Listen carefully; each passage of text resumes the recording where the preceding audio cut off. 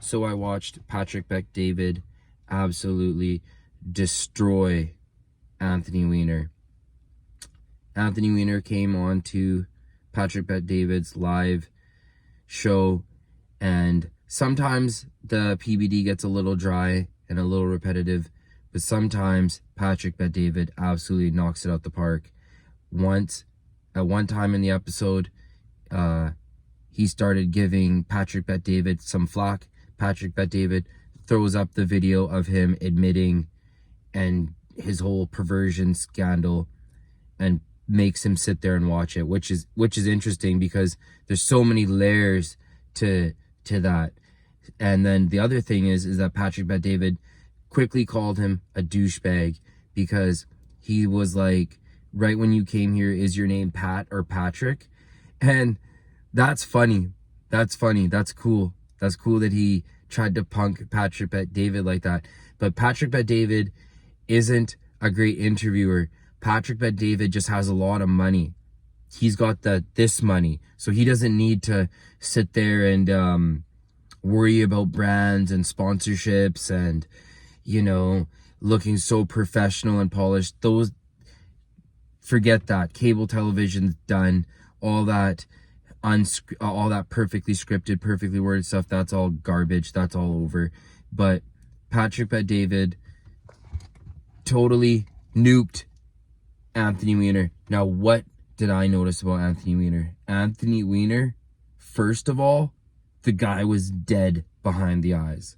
It was literally like he was just sitting there and just, he looked hella glazed over. And it wasn't like he was scared into saying what he was saying. It looked like he had gone through like weekends and weekends of brainwashing control to make him say exactly what he's supposed to say. When he was asked whether or not child porn and the movie Sound of Freedom meant anything, or if that was of anything, he openly and easily shifted from the child issue to all pornography is bad, and that it should be in one nicely consolidated bundle of where is the consent.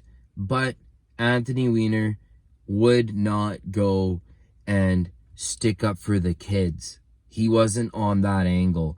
Whether or not his case, some people believe it. I'm not saying I don't believe it. I'm just saying I never really believe the official story of anything. So, like, to be like, oh, I'm going to judge this guy because of this whole, story. Yeah, that's not me. But he didn't defend the kids. When he was asked about Hillary's ill list, that was crazy, because when he was asked about that, he really defended the Clintins. He really went out of his way and carried the flag to make sure that this was all conspiracy conjecture. This is all totally pulled out of a hat, that there's no merit to what Patrick Bet-David was saying to him. And then you're just like, you're sitting there and you're like, wow, this guy is really defending and really shutting Patrick Bet-David down. And then you're like, he must still be friends with all the same people. And it's like the Clintins, he's probably still friends with them. And they're probably like, oh, he's changed. Or they probably don't say he's changed, but they probably called him, or he probably called them, one of the two, or they probably met up somewhere. And he was like, you could just see him probably standing there like, come on, am I cool with the team now? Am I back with you guys again? And they're probably like, no, you're still toxic for us, but you're still down. And then he said that he still is separated from his wife, but lives with his wife, or he's not divorced or whatever.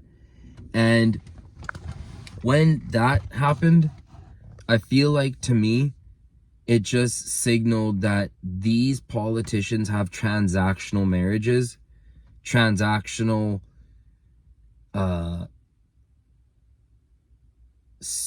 relationships, where this isn't about cheating. This isn't about getting caught cheating. This is about status and the world and the bright lights at all costs.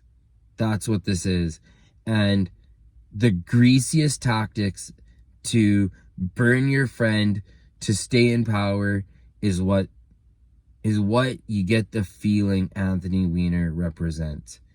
And his wife and him, he probably seems like he's in a fake marriage, because he never really said, like, oh, you know, I embarrassed my wife and, you know, now she's raising my... It wasn't that party.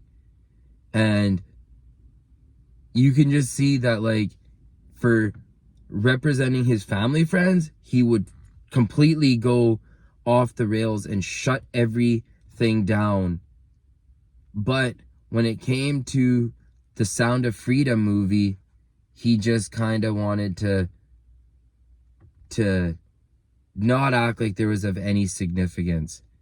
And he kept saying over and over and over again that people went into a pizza shop, and people went into a pizza shop and scared people, and people went into a pizza shop because of conspiracy theories.